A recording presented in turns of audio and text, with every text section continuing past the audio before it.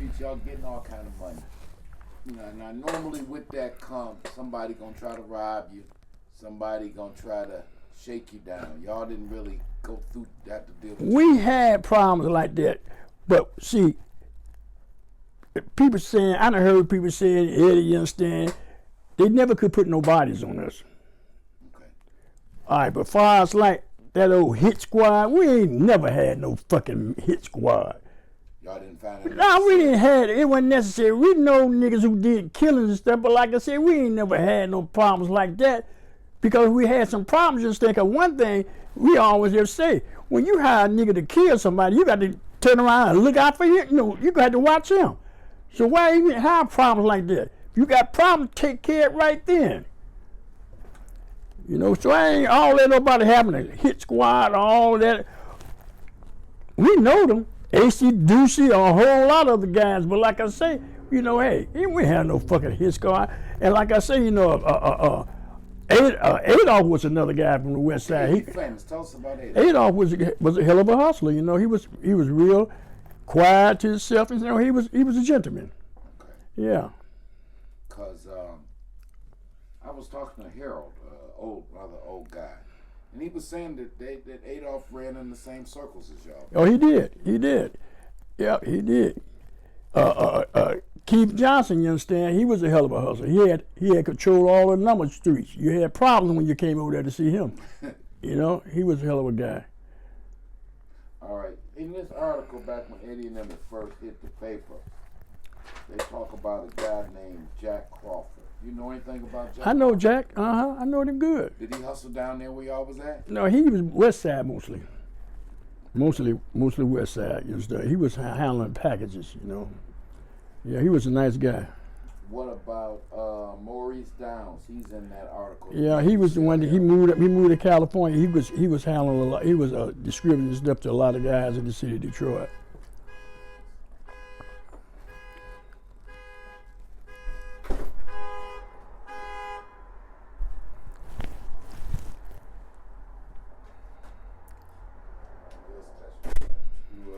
You ever had any kind of dealings with Texas Slim?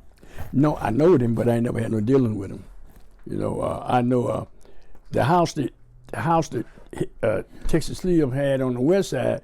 You know, Eddie and us had this guy named Matt Frederick. Yes, he was a real estate guy. Rest in peace, Matt right. Frederick. He the house that Texas Slim had, it was up for sale, and he took Eddie and us over there to take a look at it. And we were in the basement, you understand, with a lot of bullet holes in the basement walls and stuff, and he told us that was used to be his house, but he never did no business with him, but I heard of him and stuff, What was it? Maurice Downs. Maurice Downs, he handled a lot of big weight, like I say, he wasn't no low level dealer, That was Butch Harris, man. Yeah. Did you know Butch Harris? Yeah, I know him real good. Yeah. And those guys that went out to California, yeah, got some things. Yeah. They even made some movies and all. Yeah. Are you and Eddie used to go to Vegas frequently? Is that right? We used to go there quite a bit. Back at that time, Goldfarb, the bonding agency, they had interest in the Aladdin Casino. Right. So anytime we wanted to go down there, we got everything free except for our phone call, long distance phone calls. And then if we gambling, which we have, we lose money, and we had a credit line, we can get 100,000 like it wasn't nothing. Wow. And that happened quite a few times. And when we came into Vegas, you understand, all the cab drivers, when they know, first thing they say, is y'all hooked up with the Jackson crew? Because you understand, they know we was big tippers. And every hole in the city, you understand, they stopped, tried to come to whatever casino we was at. Y'all ain't got that famous. Yeah, oh yeah, we ain't got that big out there. Yeah, for really did, Wow. Everything we was getting a lot of stuff free because of the kind of money we was spending.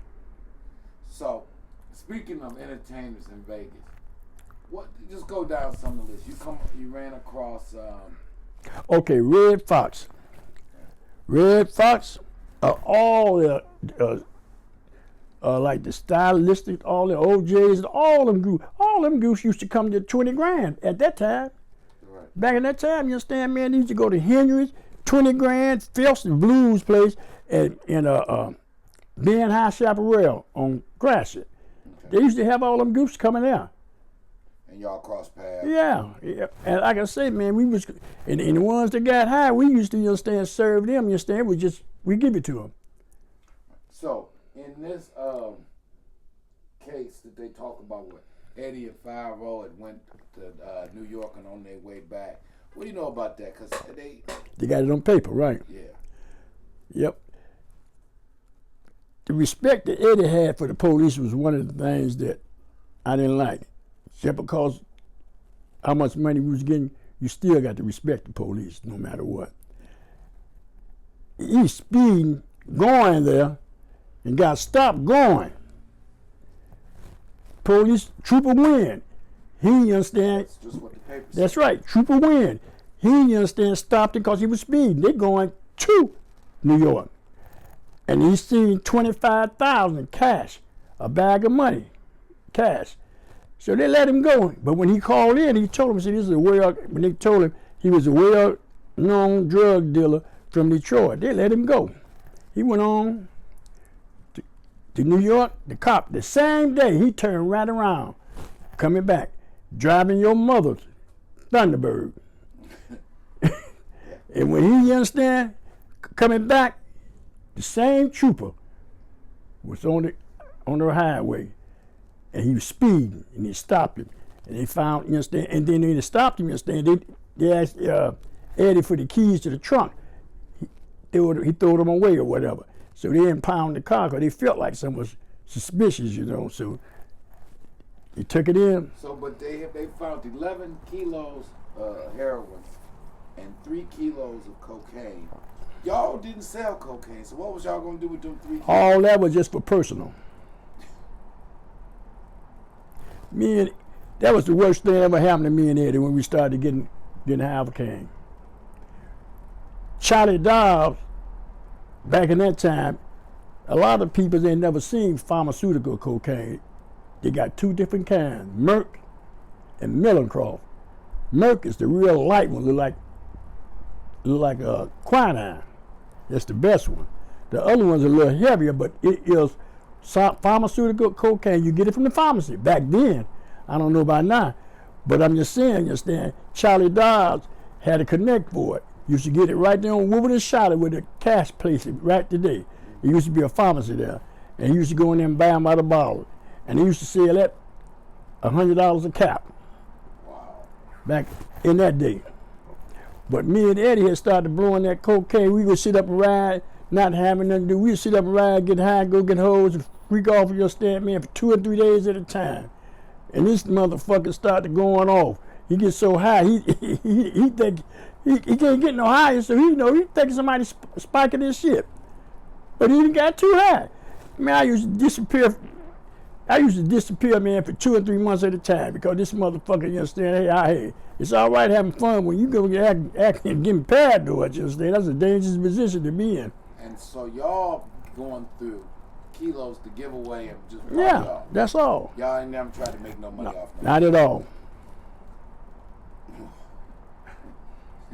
Not at all. And how much was a key of cocaine costing back then? Shit. Back then, you understand, they was charging, you understand, $100 a gram, $2,800 an ounce. Even at the amount y'all was buying. That's right. It was high. Like they said, it was a rich man high. The rich man. Yeah. And obviously the entertainers like to do it. So Oh, yeah. Coming around. Yep, to keep them up and all that, you know. And like I said, a lot of our entertainers used to be around us, you understand. I mean, a lot of them. Eddie's favorite group was the Dills. That was his favorite group, you know. But like I say, man, you understand, all of them, you understand, we used to bitch and ass all of them. Wow. All of them. What happened with I've heard Richard Pryor, he's another one. You know. I heard some kind of crazy story. Is it true you have thrown a kilo of cocaine out a window in Las Vegas? Me and Eddie had got so high one particular time. We both had got paranoid. He in one room, I'm in another room. We had got so high, he called me and tell me, he said, man, somebody following us. I'm looking out the window, waiting for somebody to come through the door. And then he called me and tell me instead, throw it away, man, because they get ready to come in. I threw the cocaine out the window, man, thinking somebody coming in. That didn't happen quite a few times. And the thing is, now most people, so I guess I'm trying to put in how much money y'all had to be having to be able to be, because y'all was scouting young. Y'all was young. You guys, so when this is going on, y'all was in y'all 20s. Yeah.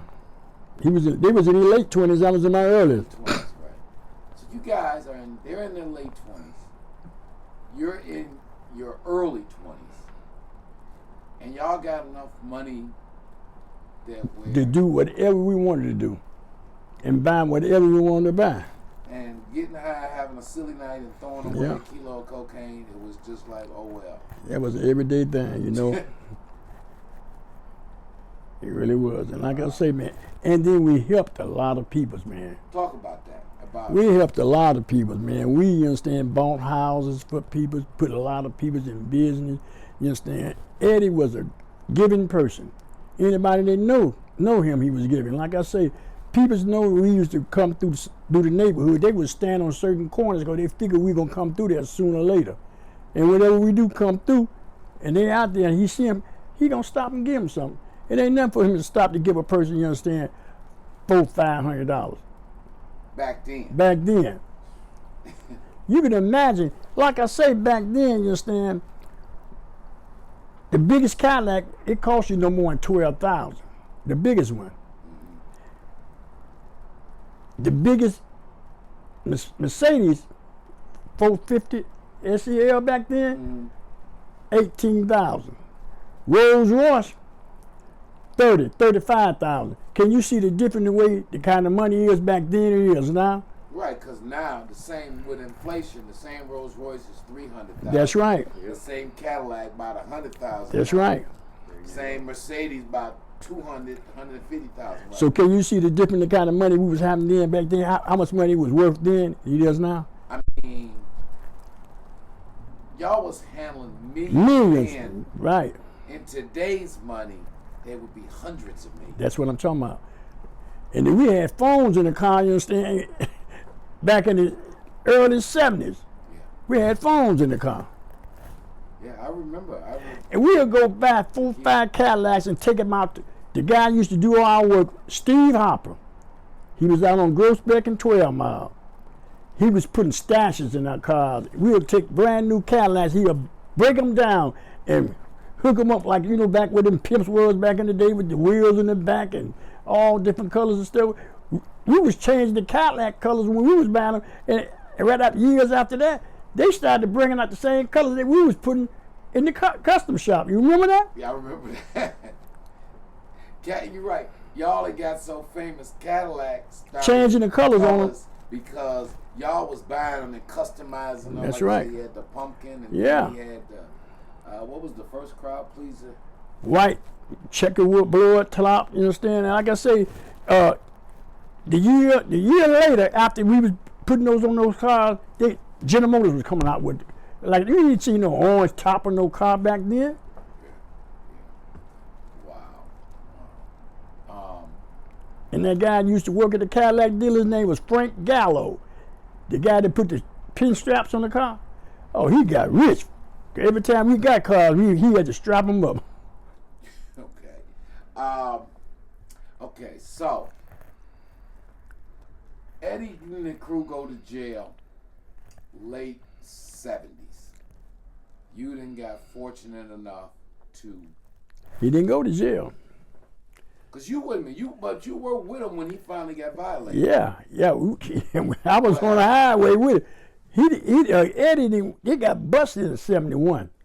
He kept the whole, I think it's about 30, how many people got indicted? About 33 one. 32 people indicted. He paid the lawyer fee, and, you know, every year that you don't go in, you had to pay for the bond. He did that from 71 up until 76. Yeah. That's when they pulled me and him off, me and him and Hucklebuck in Missouri. And that's when they violated him. Because you remember he wasn't supposed to go on out of the state. Right. And that's when he started his sentence. That's when he started his sentence, 76. And then the rest of the crew was about to follow him in. That's right. That next year, right. 77. Right. All right. So what do you do now? Your man that had to sit down, and all your crew didn't got. I continued doing what I was doing. You understand? I backed up for about a couple of years, but then I still had different connections. I started to deal with another guy. He was well known. He just died. His name was, we call him EJ. That was Ernest Jackson. He was from Alabama. Was he? He was kind of big in this town? He was a big guy. He stayed in California though, but he served a lot of people in the city of Detroit. He just died recently, a few years ago. And like I said, I continued to do my things, man. A lot of guys that I was dealing with that was handling pretty good. And then, like I say, Paul Orr, he was a big guy on the east side. He died. What period was this with Paul? He just got killed, you understand, in 2000. I'm talking about from 80, because I was dealing with Paul then after Eddie went to jail. This is in 72, but he got killed in 2001, I think. Okay. So, you keep doing what you're doing, kind of like fall back. Eddie come home. Eddie come home. Come home wilder than he was before. Now I'm doing my thing. I'm satisfied. I gave him some money when he came home. We were still cool. I'm always going to be cool with Eddie because we was close. And he asked me, he said, man, I'm finna put something together. Because I used to go all out in Mexico picking up shit. California, all over the United States. That was my thing. He asked me would I make a trip, not knowing that they had a bug in his car. This is when he came home now. But this is like 83. 80, right. So I told him, yeah. He said, Butch, could you make a trip for me, man? I said, what, Eddie? He said, why don't you go and see if you can get me a rental car. I want you to go down to Mexico where you used to go. I said, it would be no problem. When I said that, that's when I entered the conspiracy, when I agreed to do it. That's how you ended up on that case. That's how I ended up with that case. And then I wasn't even planning on doing it. Because he wasn't the type of person he don't want to accept. No, I just told him that because I knew I wasn't going to be there to do it. And this when they busted him when he went to Mexico and was coming back. But they still indicted me on that case.